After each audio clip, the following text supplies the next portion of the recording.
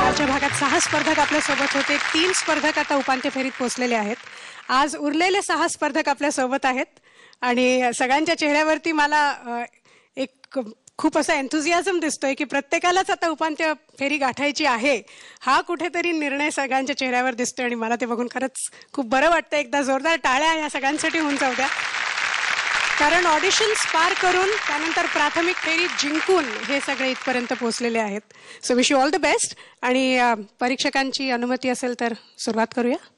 तर सुरुवात करूया आजच्या स्पर्धेला. सर्वप्रथम आपल्या समोर येते, टाळ्यांनी स्वागत करूया, मोना कामत.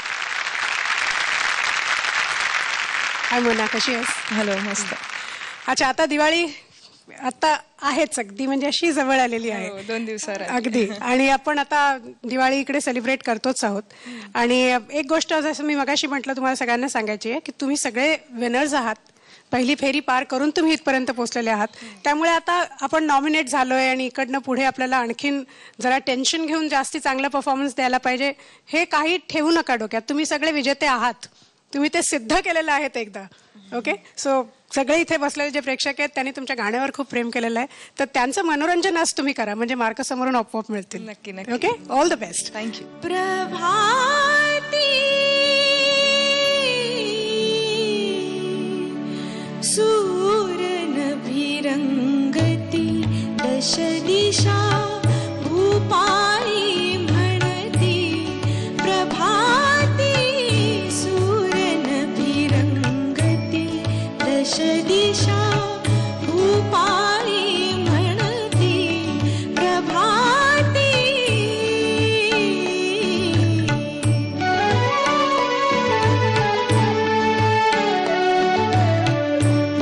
पानोपानी अमृत शिंपित उषा हासरी हसते धुंदित. पानोपानी अमृत शिंपित उषा हासरी हसते धुंदित. जागी होऊन फुले सुगंधित, जागी होऊन फुले सुगंधित. तालावर डोलती प्रभाती सूरनभिरंगती दश दिशा भूपाळी म्हणती. प्रभाती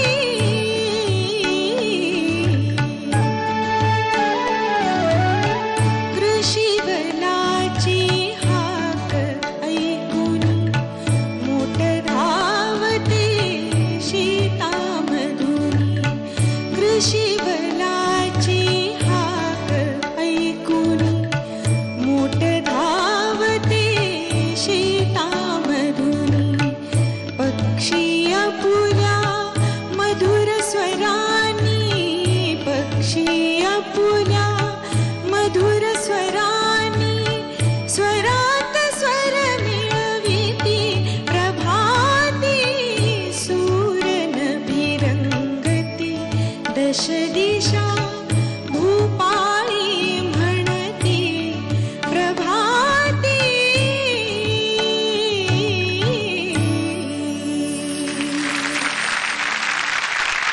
छान झालं मोना गाणं. पण तू आलीस तेव्हा आपलं एक मिस झालं करायचं, एक आपली जुनी continuity. Good morning teacher. Good morning. Good morning.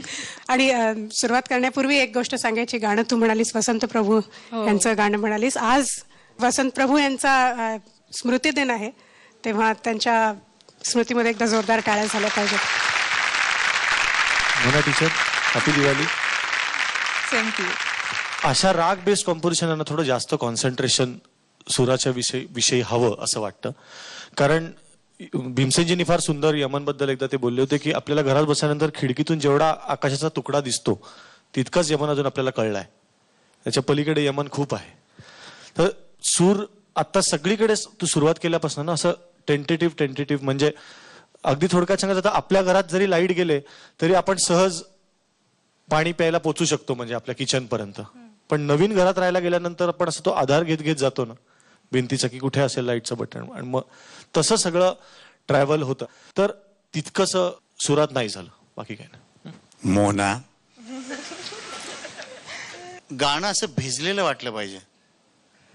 प्यार म्हणजे प्रभातकालीच सुद्धा आपण वर्णन करायचं असलं तर त्याला असं समजा दवांमध्ये भिजून, म्हणजे आपण त्या वेळेला बाहेर गेलो आणि दवात भिजलो आणि गातोय असं समजायचं आपण.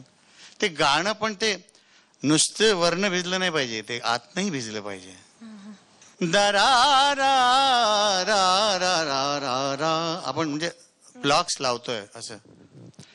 दा रा दा दा रा रा दा रा रा रा रा म्हणजे फक्त सूर गात होतीस तू, त्याच्यात ओलावा नव्हता.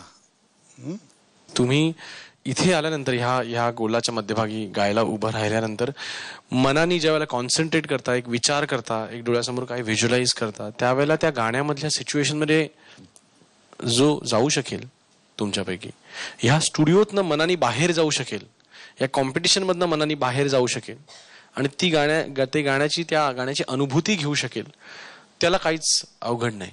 सगळं दिल का खेळ आहे, सब दिल का. नाहीतर तुमच्यापैकी जर का कोणी बेसुरी लोक असती, गाण्यातलं काही कळत नसणारी असती, तर त्यांना एवढ्या हजारो मुलांमधून इथे आली असती का एवढ्या मोठ्या मंचावरती. तर तुमच्याकडे आहे फक्त इथलं कॉन्सन्ट्रेशन आणि त्याच्यामधला पाठीमागचा विचार आहे.